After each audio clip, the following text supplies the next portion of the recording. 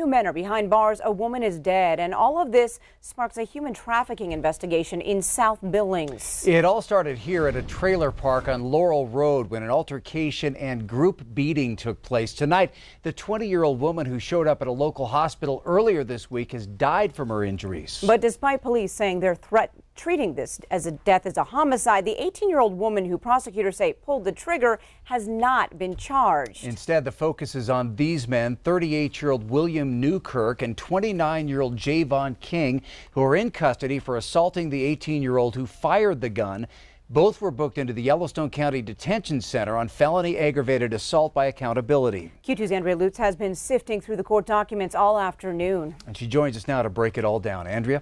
That's right. Well, Russ and Janelle, prosecutors say the 18-year-old female who pulled the trigger is also a victim of a group beating where Newkirk, King, and the woman who has died and is now identified as Kayana Gonzalez played a role.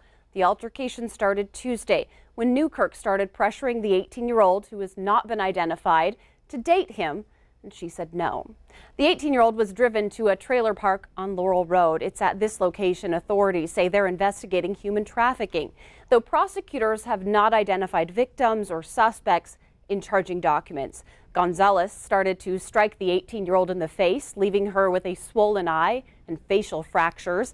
When she didn't comply with getting out of a vehicle, Newkirk and King also started to beat her. Prosecutors say the 18-year-old grabbed a gun from the center console of the vehicle, intending to shoot it in the air to scare someone. As King grabbed her feet to pull her out of the vehicle, that's when the gun went off and a bullet striking Gonzalez.